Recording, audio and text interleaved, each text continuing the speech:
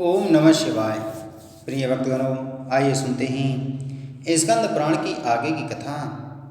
शुक्राचार्य ने कहा कि 100 अश्वमेघ यज्ञ करने पर ही स्वराज्य का वैभव मिलेगा, केवल युद्ध से कुछ नहीं मिलने वाला। इधर देवराज इंद्र भी ब्रह्मा जी के पास गए थे और सारी घटनाएं उन्हें सुनाई। ब्रह्मा जी ने विष्णु के पास जाने का परामर्श दिया तो सभी देवता विष्णु के पास गए और उनका स्तवन करने लगे। ब्रह्मा जी ने विष्णु से कहा, हे देवों के देवता, आप यज्ञ के अंग हैं। अपने गुरु की अवज्ञा करने के कारण इंद्र अपने राज्य से च्युत हो गए हैं। अब आप इनका उद्धार करें। विष्णु ने कहा, हे देवों, ऐसा करो कि दैत्यों से मित्रता कर लो। यह सुनकर देवराज इंद्र बलि के यहाँ गया और इधर बलि का क्रोध भी ऋषि नारद जी के वचनों से समाप्त हो गया था। इंद्र से आने का कारण पूछने पर इंद्र ने कहा कि हम सब लोग महर्षि कश्यप के दामाद हैं और आप लोग भी उसी वंश परंपरा में आते हैं, अतः संघर्ष कैसा? हमारे बीच संघर्ष नहीं होना चाहिए। जब बलि ने पूछा कि आप क्यों आए हैं, तो देवराज ने कहा कि मैं तो शरण में आया हूँ। यह सब कुछ बलि नहीं समझ पाया। तब नारद जी ने कहा कि कार्य और अकार्य की भावना को छोड़कर महान पुरुष आए हुए शरणार्थी का कार्य किया करते हैं। यह इंद्र आपकी शरण में आया है। नारद जी से उसका कथन सुनकर बलि ने इंद्र का सत्कार किया और सबको सम्मान दिया। इंद्र ने बलि का विश्वास जीतने के लिए वही निवास प्रारंभ कर दिया। इस तरह अनेक वर्ष बीत गए। एक दिन इंद्र को भगवान विष्णु के वचन याद आए और उन्होंने दैत्यों के राजा बलि से कहा, हे राजा, आप बलशाली हैं। आपने जो हमारे रत्न लिए थे वे समुद्र में गिर पड़े। उनकी प्राप्ति के लिए कुछ प्रयास करना चाहिए और कुछ नहीं तो सागर मंथन ही करना चाहिए। बलि ने देवराज इंद्र से पूछा कि समुद्र का मंथन किस तरह से होगा? तो देवराज बोले कि हम साथ साथ चलकर समुद्र को मथेंगे। इस तरह देवताओं और दैत्यों ने मिलकर समुद्र का मंथन किया। मंथन के बाद समुद्र से सूर्य के समान वर्चस्व वाली कौस्तुभ मणि उत्पन्न हुई। देवताओं ने कौस्तुभ मणि को विष्णु को समर्पित कर दिया और फिर समुद्र मंथन करने लगी। इसके बाद एक रत्न आते गए। उच्च श्रवा घोड़ा, फिर ऐरावत हाथी, उसके बाद मदरा, विजया तथा धतूरा और पुष्कर सागर से निकले। इन सबको देवताओं ने समुद्र के किनारे स्थापित कर दिया। इसके बाद लक्ष्मी प्रकट हुई। लक्ष्मी को मूल विद्या भी कहा जाता है और इसे माया भी कहते हैं। लक्ष्मी ने सबको दर्शन दिए और सभी को अपने पुत्रों की तरह देखा और बाद में विष्णु का वर्ण किया। उन्होंने भगवान विष्णु के गले में माला डाल दी। यह देखकर सभी देवताओं को प्रसन्नता हुई। चारों तरफ शंख, भेरी और मृदंग बजने लगे। गंधर्व, यक्ष और देवता लोग हर्ष अभिव्यक्त करने लगे।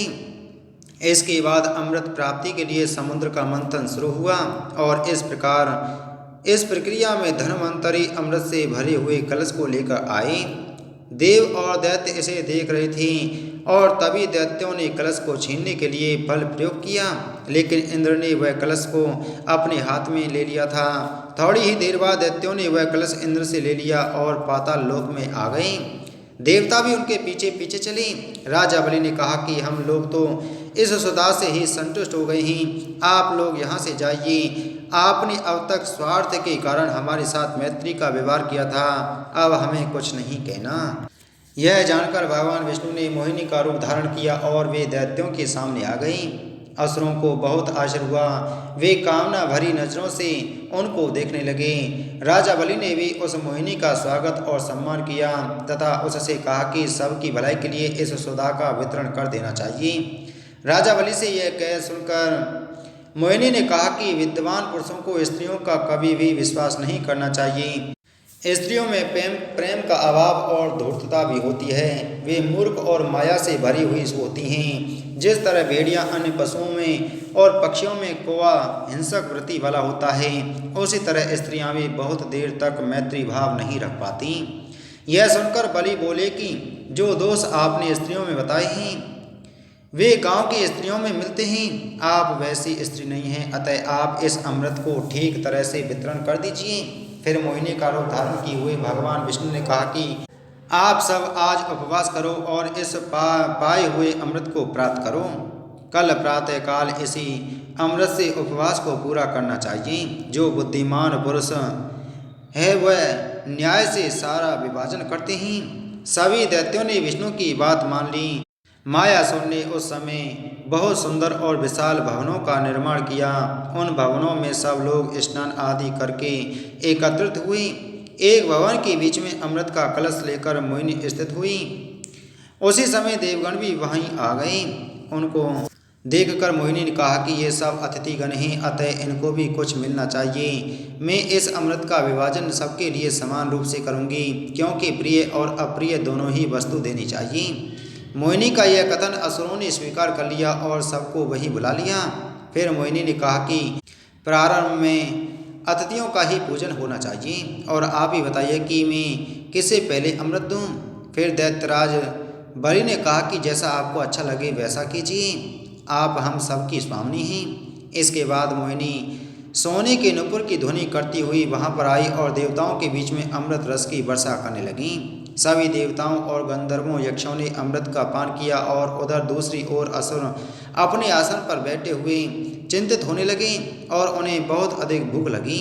राहु और केतु देवताओं का वेश धारण करके देवों के पास बैठ गए।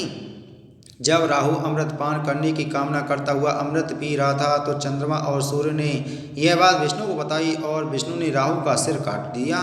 इस तरह राहु और केतु अलग अलग हो गए। वह धड़ घूमता घूमता पर्वतों पर आवेशित हुआ और केतु आकाश में विलीन हो गया। इस तरह माया रूप से प्रकट हुए दैत्यगण देवों के प्रति बहुत क्रोधित हुए और विष्णु के चले जाने पर बहुत गर्जन करने लगे। शौनक जी ने कहा कि महात्मा कुमार ने तारकासुर को मारकर देवताओं का बहुत बड़ा कार्य किया। देवता तो दूसरे शंभु ही हैं। हे लोमस जी, महापापी और अधर्मी व्यक्ति भी कुमार के दर्शन से निष्पाप हो जाते हैं। लोमस जी ने सामने बैठे हुए ऋषियों को बताया कि देवों के द्वारा अजय तारकासुर बहुत बलशाली था। तारकासुर के अत्याचारों से तंग आकर ब्रह्मा और इंद्र शंकर के समीप गए। वहाँ उन्होंने पहले भगवान शंकर का स्तवन किया। यमराज ने भगवान शंकर से पूछा, हे महादेव, महापापी लोग आपके और कुमार के दर्शन करके निष्पाप हो जाते हैं, क्या मेरे प्रभाव से भी कुमार के दर्शन से लोग मुक्त हो जाते हैं? इसके उत्तर में भगवान शंकर ने कहा कि हे यमराज, अनेक जन्मों के बाद किसी प्राणी में मेरे लिए भक्ति उत्पन्न होती है। हे धर्मराज, सभी प्राणी अपने कर्मों के कारण और संस्कारों से वर्तमान योनियों में प्राप्त होते हैं। अपने पूर्व चरित्र से ही वे लोकपाल, देव, ऋषि या भूत आदि बनते हैं। हे धर्मराज, आपको कुमार के विषय में विस्मय नहीं करना चाहिए। कुमार के दर्शन से जो फल प्राप्त होता है वह मुझसे जान लो। सभी कर्मों से समन्वित वचन फलदाता होता है। तीर्थ, यज्ञ और अनेक प्रकार के दान मन की शुद्धि के लिए अवश्य ही करने चाहिए। मन में आत्मा आवासित होती है और आत्मा से ही आत्मा का कल्याण होता है। अर्थात मनुष्य का कल्याण उसकी आत्मा के द्वारा ही होता है। मैं हमेशा सबकी व्यवस्थित आत्मा में हूँ। मैं जड़ और जंगम दोनों तरह की सृष्टि में हूँ। मेरा साक्षात रूप सुख और दुख परे है। मैं निर्विकल्प हूँ। संसार के सभी प्राणी मेरी माया से मोहित हैं। उन सब में परस्पर एक दूसरे में दोष की प्रवृत्ति माया के द्वारा ही पैदा होती है। सभी देवताओं और अन्य सत्व, रज, तम तीनों गुणों से परिपूर्ण काम, क्रोध और भय आदि से बहिर्मुख होते हैं। इसलिए सब सत्य को नहीं जानते। परम तत्व में भेद और अभेदता समाप्त हो जाती है। अतः परम धाम वह है जहाँ राग और विराग मिल जाता है। जिस तरह प्रवृत्ति और निवृत्ति के द्वंद्व प्रत्येक स्थान पर होते रहते हैं, उसी तरह मनुष्य में द्वंद्व होता है, किंतु कहीं कहीं यह द्वंद्व विलीन हो जाता है, और जहाँ यह द्वंद्व विलीन होता है वहीं शाश्वत स्थान कहा गया है। उसे ही सर्वात्म भाव से देखना चाहिए। परम पुरुष वह है जो सबको अपने समान देखता है।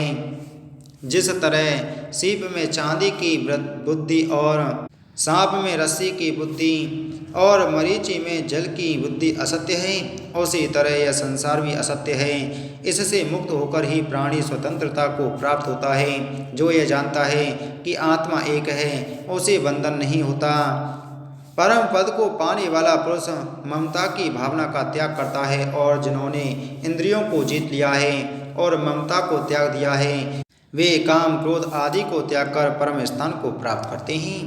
महर्षि लोमश ने कहा कि भगवान शिव शंभु से तत्व की बातें सुनकर यमराज आत्मस्थ हो गए और समस्त कर्मों के अनुसार ही सबके कर्मों का शासन करना प्रारंभ कर दिया। तब लोमश जी ने ऋषियों के पूछने पर बताया कि भगवान शंभु के द्वारा आत्मज्ञान देने पर प्रेतराज आत्मस्थ हो गए और फिर सबके कर्मों के अनुसार ही सबका शासन करने लगे। यह सुनकर ऋषियों ने पूछा कि महाराज द्वारा तारकासुर का वध करने के बाद महाराज कुमार ने अन्य कौन से अद्भुत कर्म किए बतलाइए। तब सूची बोली, जब तारकासुर का वध हो गया तो सभी पर्वत स्कंद स्वामी के पास गए और उनका गुणगान करने लगे। पर्वत समूह ने कहा कि हे स्वामी, आप दया भाव के संपन्न हैं और पूजनीय हैं। यह सुनकर कार्तिकेय बोले कि गिरिवरो, आपके अंदर की शिलाएं मेरी कृपा से संपूर्ण विश्व को पवित्र करेंगी। आपके रूप का सम्मान करने के लिए आप में अनेक तीर्थ होंगे। यह मेरु नामधारी पर्वत सारे पर्वतों का स्वामी और आश्रम स्थल होगा। उदयगिरि भी महान यश वाला होगा। इसके साथ श्रीशैल, महेंद्र, सैलाचल, मलय, विंध्य, गंधमादन, श्वेतकूट, त्रिकूट आदि पर्वत भी लिंग रूप वाले होंगे। ये सभी पापों का नाश करने वाले होंगे। कार्तिकेय के ऐसा कहने के बाद नंदी ने कहा कि हे भगवान, आपने सब पर्वतों को लिंग रूप बना दिया है, तो ये शिवालय किस तरह पूज्य होंगी। तब कुमार ने कहा कि देवों के अधिपति भगवान शूली के लिंग को ही शिवालय मानना चाहिए। नील, नीलम, प्रवाल, मूंगा, मुक्ता, मोती, चंद्र, गोमेद, राजत, कांचन, मरकत, पद्मराग सभी प्रकार के लिंग होते हैं। तब नंदी ने पूछा कि वाण लिंग परम पूज्य कैसे हो गया है। तब कुमार ने कहा, रेवा नदी के पानी के मध्य सभी शिलाएं भगवान शिव के प्रताप से लिंग रूप हो गई हैं। उन शिलाओं का पूजन शास्त्रोक्त विधि से करना चाहिए। जो व्यक्ति भगवान शिव का पूजन करना चाहता है और पूजा करता है उसे ही शिव की कृपा प्राप्त होती है। ओम नमः शिवाय पंचाक्षरी मंत्र जिसके मन में स्थित रहता है वह भगवान शिव के चिंतन से आसक्ति से दूर हो जाता है, उसका मन स्वच्छ और पवित्र हो जाता है। इसके बाद ऋषियों ने राशि नक्षत्र के विषय में जानना चाहा। लोमश जी ने कहा कि जब ब्रह्मा जी ने संपूर्ण जगत की रचना की तभी यह राशि चक्र उत्पन्न हुआ। 12 राशियां और नक्षत्र सम उत्पन्न हुए। नक्षत्र 27 कहे गए हैं। इस सारे जगत का क्रीड़ा चक्र इन्हीं राशियों और नक्षत्रों के काल चक्र से होता है। यह राशि नक्षत्र में चक्र की सृजन, पालन और नाश करता है। यह सब कुछ काल से बंधा हुआ है। काल ही बलवान है और सब कुछ काल युक्त है। काल से सृष्टि, सृष्टि से लव, लव से क्षण और क्षण से निमिष उत्पन्न हुआ। सभी प्राणी इसी से परिचालित होते हैं। 60 निमिषों का एक पल होता है, 15 रात्रियों का एक पक्ष होता है और 2 पक्षों का एक मास, 12 मास का एक वर्ष। प्रतिपदा तिथि से आरंभ करके पूर्णमासी तक एक पक्ष होता है, अतः इसका नाम पूर्णिमा रखा गया है। जिस दूसरे पक्ष में चंद्रमा का क्षय होकर पूर्णतया लोप हो जाता है वह अमावस्या कहलाती है। इन 30 दिनों में पूर्णिमा और अमावस्या का दिन विशेष शुभ होता है। इनमें दान कर्म करना चाहिए। अष्टमी तिथि भगवान शंभु को प्रिय होती है और चतुर्थी गणेश जी की प्रिय तिथि है। पंचमी नागराज की प्रिय तिथि है तथा षष्ठी तिथि कुमार स्कंद की प्रिय तिथि है। सप्तमी भगवान सूर्य की तिथि है। नवमी भगवती चंडिका की प्रिय तिथि मानी गई है। भगवान इंद्र की तिथि एकादशी है। द्वादशी भगवान विष्णु की प्रिय तिथि है। त्रयोदशी भगवान यम की है। चतुर्दशी तिथि भगवान शंभु की है। कृष्ण पक्ष में चतुर्दशी तिथि आदि रात में भगवान शिव की तिथि के रूप में विख्यात है। यही शिवरात्रि है। इसके विषय में एक कथा है। पुराने समय में अत्यंत चंचल एक विधवा ब्राह्मणी थी। वह अत्यंत कामुकता के कारण स्वपच के साथ भी वासना पूर्ति करती थी। उसके उदर से उस चांडाल का एक पुत्र हुआ। वह अधर्मी था। वह हमेशा पाप कर्म किया करता था। पर वह एक समय शिवरात्रि के दिन शिवालय में आया। वहां आकर वह भगवान शिव के सानिध्य में बैठ गया। वहां उसके मन में शिवलिंग के स्वरूप वर्णन से अपने आप शैव भाव पर आसक्ति हो गई। वह एक ही स्थान पर बैठा रहा। शिवरात्रि में जागरण के बाद उसके कर्म से ही उसे पुण्य योनि प्राप्त हुई। बाद में यही पुण्यात्मा विचित्र वीर के रूप में उत्पन्न हुआ। वह सुंदर लक्षणों वाला एवं सुंदरी प्रिय था। उसने बड़ा राज्य प्राप्त किया।